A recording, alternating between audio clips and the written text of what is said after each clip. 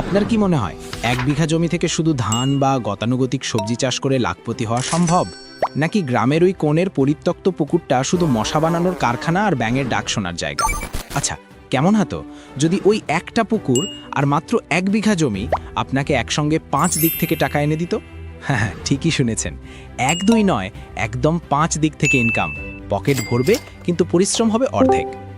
আজকে আপনাদের সামনে এমন একটা ম্যাজিক মডেল ফাঁস করতে যাচ্ছি, যেটা না জানলে আপনি হয়তো আপনার মহামূল্যবান জমির আসল দামটাই কোনোদিন বুঝবেন না। আপনি কি জানেন বাংলাদেশের হাজার হাজার কৃষক কেন সারা জীবন হাড় ভাঙা খাটুনি খেটেও লাভের মুখ দেখে না? কারণ তারা গাধার খাটুনি খাটে, আধুনিক স্মার্ট ফার্মিং করে না। এই ভিডিওর শেষে আমি আপনাদের এমন একটা গোপন ট্রিক্স বলবো, যেটা ব্যবহার করলে আপনার পুকুরের মাছের খাবারের খরচ একদম ম্যাজিকের মতো 0 হয়ে যাবে।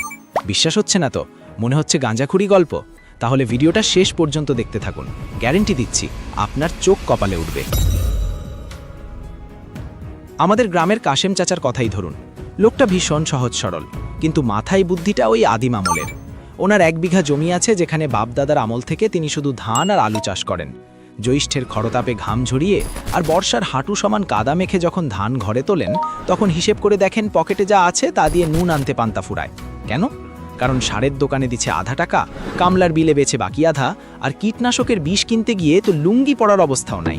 অথচ গ্রামের চায়ের দোকানে বসে তিনি যখন শোনেন চালের দাম বাড়ছে, তখন তার নিজেরই পকেট খাকা। আপনাদের কি মনে হয় কাশেম চাচার মতো এই সনাতন পদ্ধতি দিয়ে কি বর্তমান বাজারে টিকে থাকা সম্ভব? এদিকে একই গ্রামের চালাক ছোকরা পল্টু, যে কিনা কিছুদিন আগেও টাউনে গিয়ে অন্যের দোকানে কাজ করত, সে এখন এলাকায় বিশাল কারবারি। 1 বিঘা জমিতে সে এমন এক টাকার কারখানা খুলে বসেছে যে গ্রামের মানুষ ভাবছে পল্টু নির্ঘাত আলাদিনের চেরাগ পাইছে। কেউ বলে ও নাকি রাতে রাতে টাকা ছাপায়, আবার কেউ বলে ওর জমিতে নির্ঘাত গুপ্তধন আছে। আসলে গুপ্তধন ঠিকই আছে, তবে সেটা মাটির নিচে নয়, বরং পল্টুর মগজে। পল্টুর আসল গপ্পটা হলো ইন্টিগ্রেটেড ফার্মিং, বা এই 1 বিঘা জমিতে 5 ইনকাম মডেল। আপনি কি কখনো ভেবেছেন আপনার পায়ের নিচে পড়ে থাকা জমিটাও একটা হীরা জহরাত হতে পারে, যদি আপনি সঠিক উপায়ে সেটা খোদাই করতে পারেন? পল্টুর জমির মাঝখানে একটা পুকুর।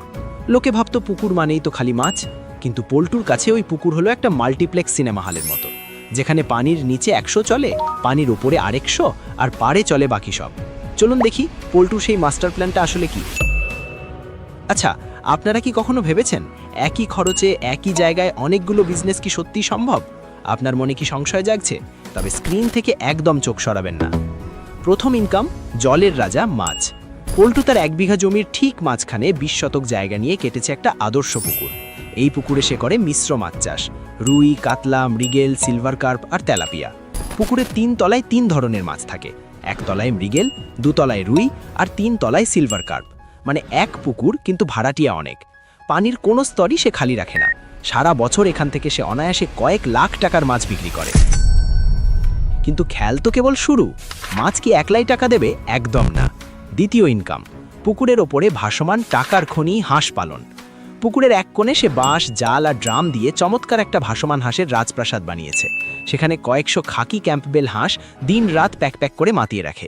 হাঁসগুলো সারাদিন পুকুরে সাঁতার কাটে, যার ফলে পানিতে অক্সিজেন বাড়ে, আর মাছগুলো জিমের মতো এক্সারসাইজ করে দ্রুত বড় হয়। আর সবচেয়ে বড় বেনিফিট কি জানেন? হাঁসের বিষটা সরাসরি পুকুরে পড়ছে, যা মাছের জন্য দুনিয়ার সেরা প্রোটিনযুক্ত প্রাকৃতিক খাবার আর খাঁটি সার। মানে হাঁসের ডিম আর মাংস বেচে প্রতিদিন পকেটে ক্যাশ টাকা আসছে, আবার মাছের খাবারের জন্য বাজার থেকে বস্তা বস্তা ফিড কেনার টেনশনও কমে যাচ্ছে। একেই বলে একে রামে রক্ষে নেই সুগ্রীব দোসর। আপনার কি মনে হয় এভাবে খরচ বাঁচানো ছাড়া বর্তমানে চাষবাসে বড়লোক হওয়া সম্ভব? তৃতীয় ইনকাম, মাচার ওপরে সবজির মেলা। পুকুরের পাড়ের জায়গাগুলো কি শুধু হাঁটা চলার জন্য? পল্টু পুকুরের পাড় ঘেঁষে এবং পানির কিছুটা উপরে বাঁশের মজবুত মাচা করে দিয়েছে। সেই মাচায় ঝুলছে হৃষ্টপুষ্ট লাউ, মিষ্টি কুমড়া, করলা আর ঝিঙে। পুকুরের পানি থেকে এই সবজিগুলো সারাক্ষণ আর্দ্রতা পায়, তাই আলাদা করে সেচ দেবার বালাই নেই।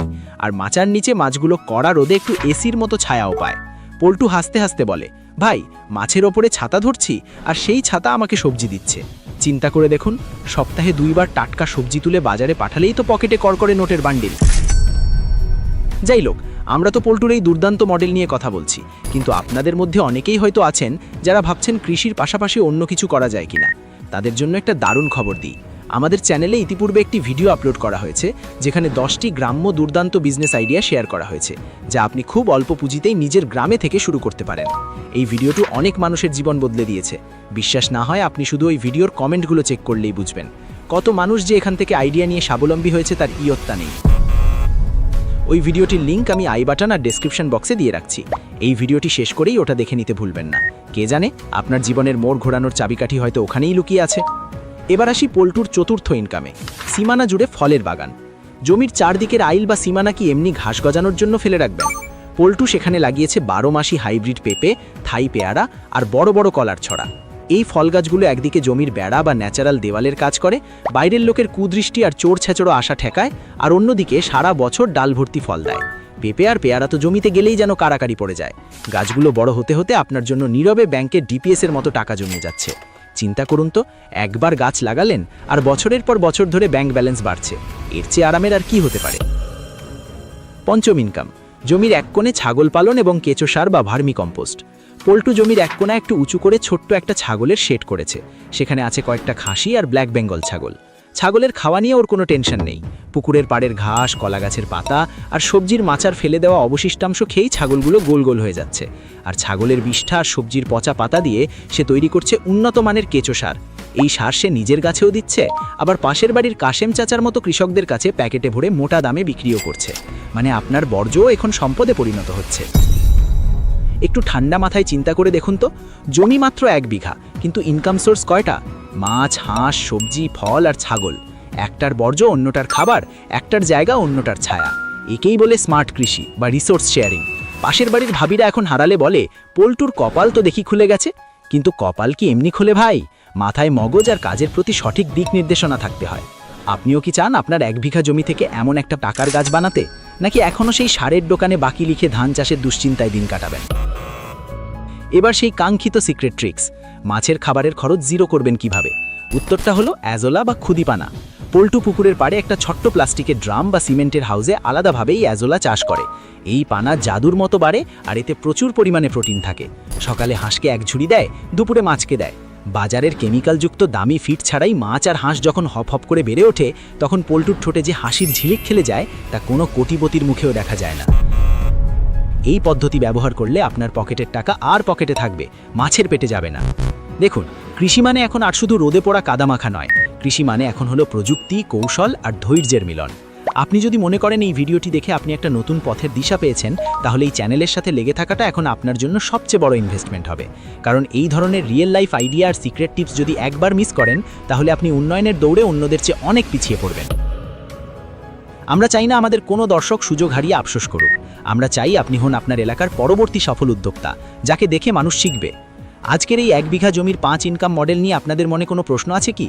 অথবা আপনারা পরবর্তী ভিডিওতে কি নিয়ে গপ্প শুনতে চান?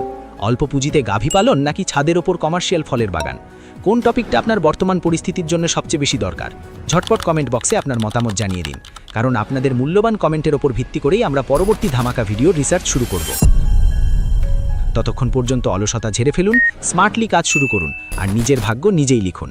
দেখা হচ্ছে খুব শীঘ্রই পরবর্তী ভিডিওতে নতুন কোনো দেশি আইডিয়া আর মজার ছলে জীবন গড়ার গল্প নিয়ে। আজ তবে এই পর্যন্তই। সবাই ভালো থাকুন, সুস্থ থাকুন। আল্লাহ হাফেজ।